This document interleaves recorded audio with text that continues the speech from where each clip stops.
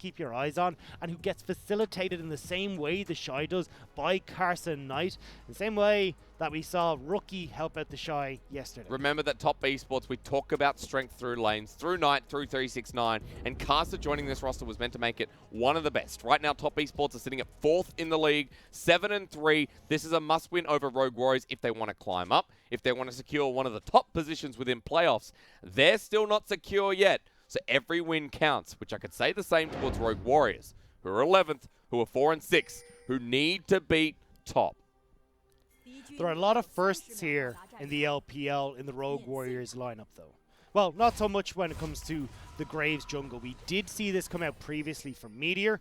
We're seeing Harrow opt for the phase rush, which means that in theory what he wants to be doing is going for these quick procs and then looking to chase people down, or at least reposition in these fights. So I think we'll be looking towards early ganks from Harrow, where he can try and get this burst damage off and chase still through the lanes, especially when you've got great setup like Lei in that bottom lane that he can work with, or Crazy in the top side of the map. I'll correct myself, top esports, excuse me. Last year it was changed to TES. Of course, we changed away from TOP. We changed the initials, but we also changed the state of the game. 369 has also gone for phase rush in this top lane, but Crazy bullying him out. But you don't care. It's a Crimson Rush ready. You got Transfusion. 369 will be fine up here. But just on the back of Harrow's choice in runes, that is interesting. I want to point out that at the moment in solo queue, we've seen a lot of Halo Blades Graves, also the Conqueror, also things like, I don't know, there's like PTA. You can go a lot of things on Graves jungle. I like the option of going for the phase rush here, because when we look at the way the top are trying to play these fights, it's going to be pretty hard for Harrow to hit onto multiple people at all points Look in how time. fast he's going to be moving. Nimbus Cloak, Celerity, and Water Walking. Harrow is going to sprint at you. Holy moly. So this is why I think looking at the rune choices, he's going to be looking more towards those heavy gank focuses. Yes, it gives you the movement in team fights, which I think could be really important against the likes of Knight, avoiding Karsa, and even 369 and repositioning. But it definitely helps out quite a bit in the laning phase as well. I want to see now if this is how Harrow is going to play it, or if it is just more for having these bursts and run away or follow people in these team fights. Super refreshing to see it, Graves, though. I think you'll all agree. The last time we saw it was Meteor on BLG, who I believe wasn't that successful with it. So for Harrow to bring this out is a bit of a statement game from him. Already gone for the invade. And here he goes with the first gank that we talked about. There's the setup from Lei. All right, the lockdown here. FLICKR and Chocho might be in a bit of trouble as Harrow jumps in immediately. Phase rush going to be burnt. This Graves is going to follow you. He flashes over the wall, gets first blood. Now Chocho's next on the menu. Harrow, give it to him. He gets a double. They gifted both the kills over towards Harrow. This is what we expected Meteor to be able to do, but Harrow showing exactly what this Graves is capable of.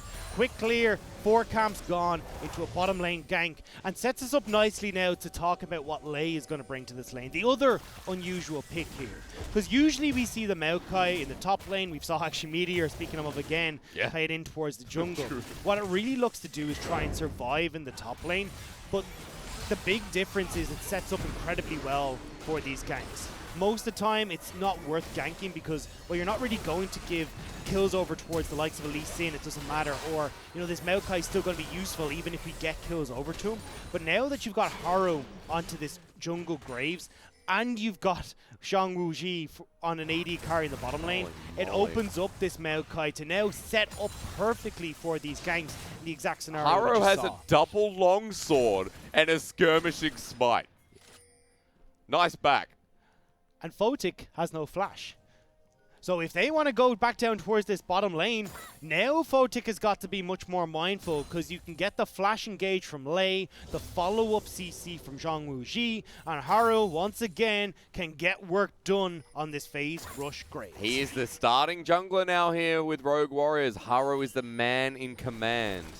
And you can see that the side of top esports, the priority right now is spotting out where this Graves is going to be. Top Karsa has been invading in the top side rather, and then moved his way back. Top esports now know that he's bottom, and Knight roaming, at least positioning down to drop a ward and keep himself safe as well. Oh, Harrow's still down here towards this bottom side. This is going to be another gank. There's no vision either on this side here.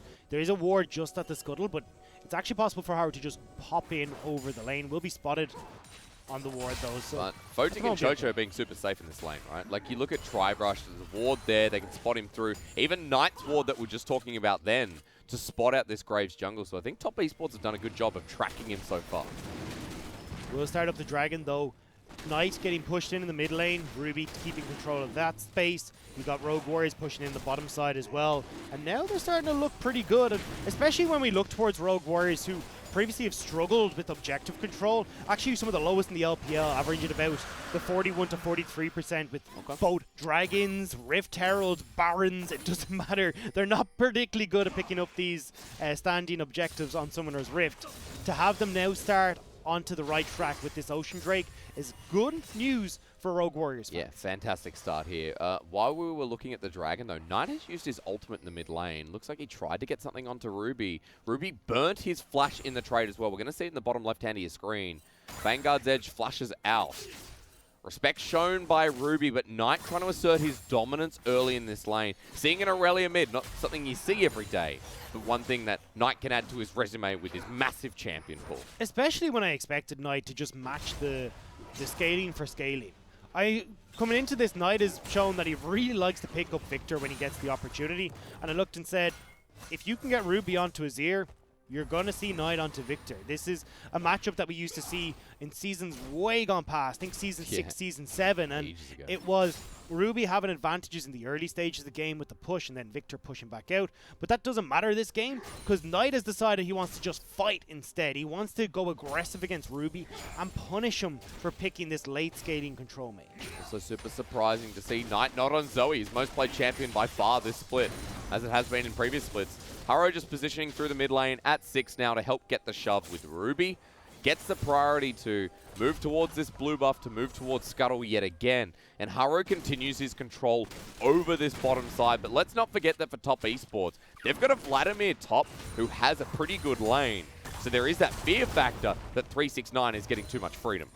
And it nearly feels like when I watch Harrow, at least in game 1 of the recent series, somebody has said something mean to Harrow at one point in time. Because in BLG game 1, Harrow just consistently ganked bot lane and forgone the entire top side. I think it was like 6. Actually, I think it was like 8 minutes before he took his first blue buff on his own side of the jungle. And now we're seeing Harrow once again just say, screw top. I am focusing on this bottom side once again. Has already ganked, now hovering in the bush. But Photic Flash is just about and back up. And the wave's pushing. Ole's going. And there we go. Maokai Bramble smash back. Photic in a lot of trouble. He'll get exhausted back. Photic is holding onto his flash. End of the line sent out. Photic alive until the collateral damage. Harrow with his 3rd kill while Top try to punish the top side. Crazy has flash, but Caster preemptively comes through. Call the Forge God to try and turn it around. He comes close to Caster, but the burn and 369 with the kill. Double ADs on the bottom side. They can look to tear through these turret plates. So yes, it's kill for kill, but you get more gold on towards Harrow. You're getting more gold dedicated to Zhang Wuji. And 369 on this Vladimir, this is how you punish. You start to create problems on the map where you can't have Top Esports respond, as Vladimir just doesn't have the capacity to do it right now. I think he was checking in Rift Herald pit, and Crazy was trying to dissuade it as now towards the top side. Harrow is here with Lei and Ruby. Caster at half health. He cannot fight Harrow at this point. Crazy even back in lane with an Ignite. Ruby, that was bad. But okay, you still get Caster away despite Ruby's ult. I'm sorry, but let's be honest. That was a very delayed ult. Yeah. It was like, hang on, I've got this. He probably spammed R and didn't have enough mana and was like, it's finally through, you know? Well, either way, it's Karsa escaping. We will never find out what happened that day for Ruby, but Karsa's breathing a sigh of relief in that respect. And now again, we can see this is the snowball starting to get going for Rogue Warriors. We talked about them being a team that likes to upset, and now they're doing just that. Remember against BLG, their last series, which they won 2-0, by the way, Rogue Warriors had that same snowball, but they also looked really coordinated. Like they had a game plan in mind and that they knew exactly what they were doing every step of the way. This feels like that, with Harrow dictating the pace. This Graves still 3-0 now with a Rift Herald and is at the top side of the map. with the CS lead in jungle. He's shadowing Crazy and just showing his presence. Can't really get much work done on the top side, though. No, but at least gives Orns a breath of fresh air, right? It does, yeah. I know sometimes you need it every so often, but unfortunately 369 has got the pool, so won't be able to make any plays happen up there. So again, we'll see Haro forgo the top side, move towards bots. Ruby, though, has them. Oh, hang on.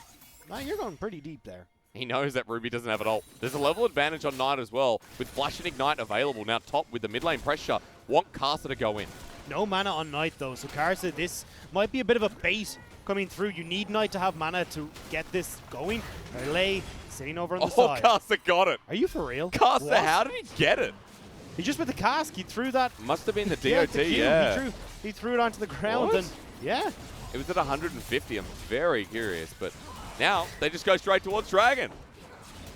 They might be looking for Rogue Warriors to take the fight after, though, because here comes Crazy. They don't know that it's Lay. Faith Core going to be used. Crazy gets stunned up, and Call the Forge God doesn't work out. Ruby has his ultimate available, but not really enough mana. There's now invulnerability for top esports. All 5 of them there. Lay still going to re-engage as Haro now joins the fray. Haro gets the first kill, and you want to see if Rogue Warriors can follow that one up. Ruby poking them down, but 369 is a Vladimir with Protobelt, and they got to leave. Haro was late to the party. It wasn't an even fight, and Rogue Warriors lose the Dragon. They lose one, and now top esports will be happy to have stopped this snowball potential coming with the dragons that Rogue Warriors were starting to mount. But let's not forget, there's Rift Herald in the inventory of Haro. He's heading towards the bottom side. This Rogue Warriors jungler who joins the fight and instantly obliterates someone from top esports is now going to get more gold with this bottom lane. And it's double ADs. Even though melees, yes, do more work against these structures at the moment, they'll pretty handily tear through this alongside Lay on the Maokai. The first turret going over, crucially more gold going towards Haro. So screw Ruby on this Azir. Yeah. It's all about Graves. Haro already had the Warriors enchant. Also, he's got double longsword. So now it's about the build from here, right? Because we've seen lethality Graves in jungle. There's so many options to pick from. Haro 2 levels up over Karsa this game. 20 CS up over him as well. It's like we've funneled a Graves jungle who's 1,000 gold over the most fed member in 369 and Knight. And the lethality that he's building will give him more damage in this mid game. This is not a late game focused build. That late game damage is for Ruby. Haro wants to punish top esports. How dare you take a scaling Vladimir into this game? I'm going to make sure that you rue the day you did that. And this is why recently when we talk about Rogue Warriors, even though they're 11th, it doesn't feel like top esports are going up against a weaker team. This is the strength of talent in the LPL at the moment, where Rogue Warriors, who should be near the bottom, have not been performing like that. Both Crazy and Ruby, with success, alongside now Haro, is showing you that this team has a depth of potential along with the rest of the teams in the LPL. And this is why it nearly feels strange to see them so far down, because you never think, oh, Rogue Warriors have been performing particularly poor, because we see performances like this come out of them, and you think they should be higher up our list. But it's not the case. That, as you said, there's so much talent in the LPL right now, so many new rookies as well coming in that are putting on fantastic performances. Having said that, they've got to be consistent. Haro is caught out and he's going to die. Shutdown goes to Knight as well. And this was my following point, where yes, there is potential. Yes, Rogue Warriors have been performing well, but closing out games against top esports can sometimes be tough. Knight with the shutdown there in the mid lane. He'll have Blade of the Ruin King as he backs here. And Rogue Warriors lose the edge of their goal that they acquired earlier on. And that's where we can start to see what top esports are capable of. And this isn't even the late game where that Vladimir is really packing a punch. This is still fairly early, and Rogue Warriors, one misstep in their own jungle gives top a bit more control back in the map, and maybe set them up to get control of this Rift Herald that's spawning in just over a minute. Fotik and Chocho have been farming away comfortably as well here against Jungwooji and Lay. You mentioned the Rift Herald coming up shortly. Dragon in a minute 40 as well. We'll have a look how this happened again. It was on the edge of that brush. The commitment here from the solo laners to top esports was magnificent. Now top esports trying to see if they can start to hit a mid-game that looks a little bit better for them. They're still dead even on gold here, despite all that gold going over to Haro and this early pressure from Rogue Warriors. So good on them, and as you can see, despite all that early gold from the turret plates coming in too. So this is top esports when it comes to the lanes. You can see winning out across the board in the CS numbers. What are Rogue Warriors going to do? That's flushed away from Jungwooji. Great explosive cast from Karsa to force the summoner. because Haro and Ruby were coming up to that top lane. Play just denied, but Rift Herald maybe not. Zhangwuji can heal up though, so I don't think they'll be able to deny this Rift Herald. Haro starting this up. No explosive cask now for Karsa. Ultimate down on top Esports could be enough. I have a problem though. Much like we talked about 369 comparing him with the Shy. He's a Vladimir in a side lane who's had so much time to himself. We know what Vladimirs do. I would have said you had a lot more problems than just that one, but here we are. There too, right? Started up here. It will go over uncontested, but the plates are being traded by 369 on this, or at least the tower, sorry, is being traded on this bottom lane for 369. And this is why 369 can be such a nuisance. Still getting a lot of gold and a lot of experience funneled into him by top Esports, despite them not so much putting as much pressure into that tank. Herald put down in the middle of a wave. Top Esports are going to get the eye. I actually think they just kill it. Yeah. Why? That's a big question mark for me. Rogue Warriors sitting mid now without that Herald, and Dragon's up. This is where I want to see if Rogue Warriors can have the setup that they want. Two big tanks in the Aura and the Maokai. Those ultimates can cause massive issues for top Esports, but not if 369 or Knight can get off on the flank. This is why they're trying to spread this out, use the map state to their advantage. Both are going to take that one away. Lei one's going for the engage. Remember, 369 hitting the flank is a good dawning shadow from Zhangwuji. But Rogue Warriors haven't managed to kick them off the dragon. Chocho with the healing brings top Esports as a 5-man unit back to health. And 369 can heal himself up. Chocho can heal up, as you said. So this is not looking too gone for top Esports just yet. Dragon taking about half health. We got to look at Haro, the most fed member in Rogue Warriors. The engage comes through. Caster with the explosive cast goes golden as the Bramble Smash into the Nature's Grab. Caster's going to die first. Haro's still alive. They've found the individual members. Flashed on top of Knight. This Aurelia ain't there yet. With another kill going to Zhangwuji, and the rest of the fight from Ruby controlled. Nicely done by RW. And they can get this dragon as a reward. You can see the phase rush allows Haro to chase down Knight at the end of that fight too. Haro played so far back that Karsa couldn't quite get the cast. I actually think it was a little bit of a misclick from Karsa. He needed to throw that slightly further back to get Haro into the waiting hands of top Esports. But Haro does manage to escape, and now they can pick up the mid lane as well. Right through the mid that they failed to push before. I was getting concerned, Dagda. I saw that Rift Herald and I thought, oh, Rogue Warriors, some of the concerns with inconsistency that we had. But not the case here in this fight. So Karsa gets a fantastic engage, but the cask was not. Yeah. Karsa was not expecting, I think, Lei to twist and advance. Actually thought he was going to get onto the Maokai. I was a bit surprised when he probably connected with Haro, but still manages to get, doesn't manage to get the play that he wanted. Rogue Warriors get the turret, they get the gold, and now we're starting to see just 1,000 gold lead creep up in their favor. We also didn't talk about how Ruby's Azir was, you know, just like such a consistent pick for Rogue Warriors, at least at the moment. I know we did mention it, but in that fight, Ruby zones away. Ruby's the pain. Ruby on this pick. There's a reason it's his most played so far in the split. He's been a massive Azir, Cassiopeia player. And it feels like it's just not fair for top Esports. You get past Crazy, you get past Lei by some miracle. You can then have to deal with the Emperor's Divide from Ruby. There's so much peel, disengage, CC for this team that it's making it very difficult, as you can see, for Karsa and Knight to operate in these fights. 369 even has to use the pool early just to access the likes of Zhangwuji and Ruby. Spellbinder picked up by 369 as well, by the way. Level 12 Vladimir up in that top lane. Still a big boy, while we look back at Haro with a Duskblade, with a Hex Drinker as well. Ooh, he's magnificently large. I want to look at 369's items though, because oftentimes we don't see the... Oh, hang on, I might get a chance here. Yeah, Ruby actually wants to take this. It's double TP channel. They're going to commit to this. Vanguard there, underneath turret. Missed him. 369 goes into the pool. Makes me almost choke on my own spit there in the end, as Botic actually in a bad position. Turns around with Chocho though, with a good faked call. Chocho chasing this on Zhangwuji. This is a center. You know he's going to die. 369 with the Spellbinder. Flash forward. 369 now has 3 kills. everything coming up for Vladimir. This is why I wanted to talk about 369's build. The Spellbinder gives him the move speed alongside Phase Rush, which can be so crucial. It gives him the opportunity to burst out the backline of Rogue Warriors if he's given access.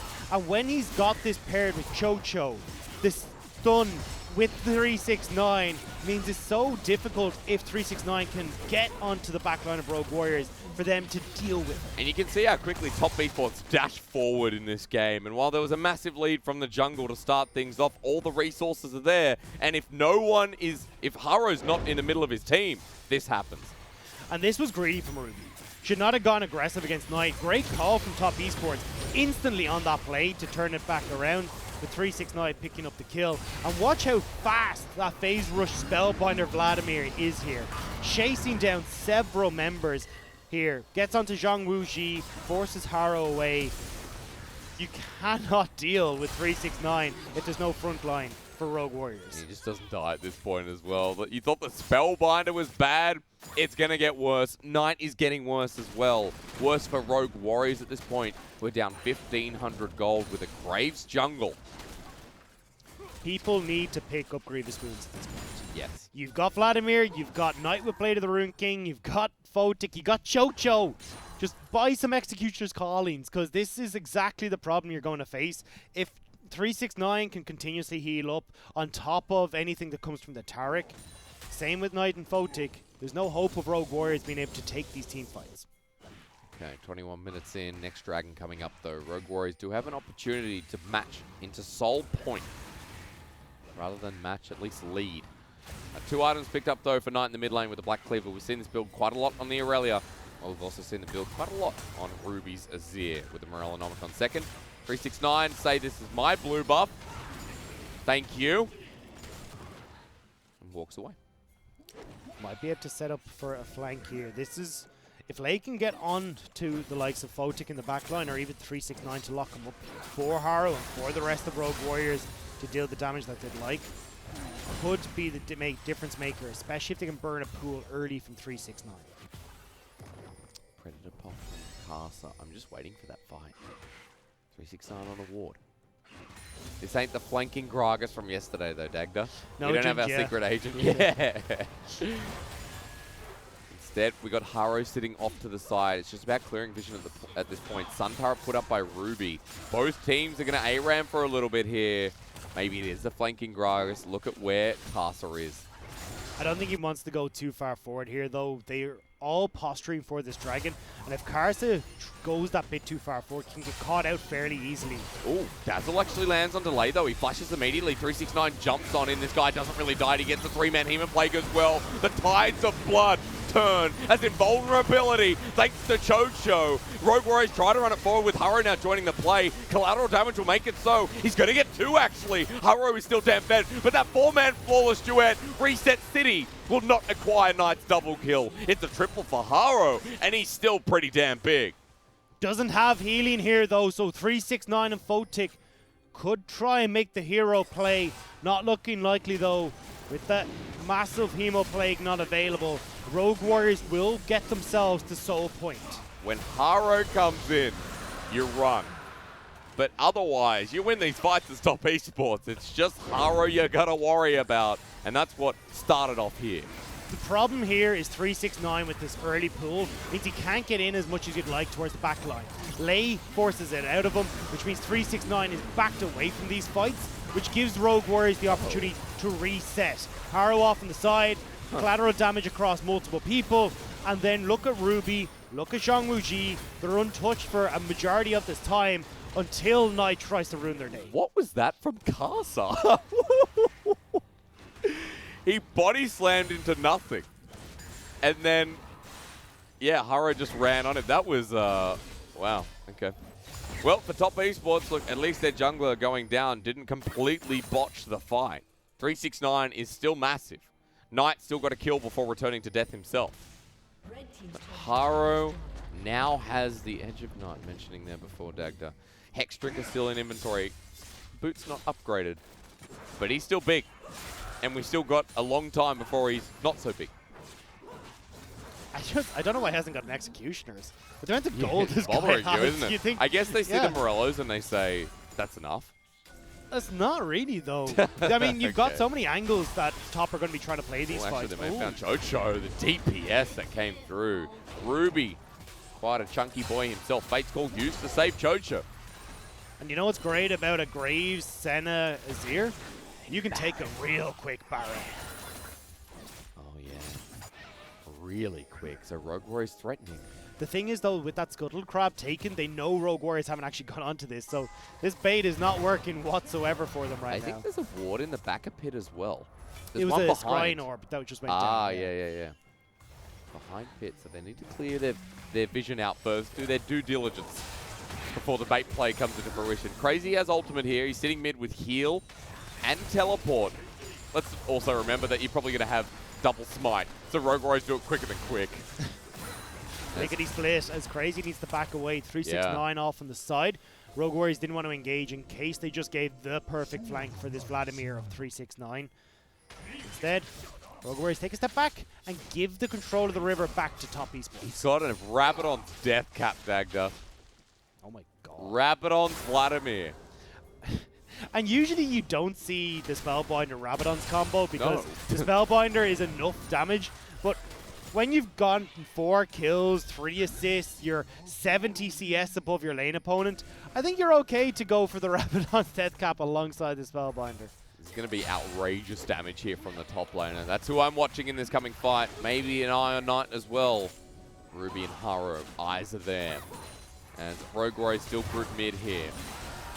Wave clear massive from top Esports, but look at where 369 is. They're going to spot him out. A good scrying orb. The top regain vision around Baron. They clear out Rogue Warriors.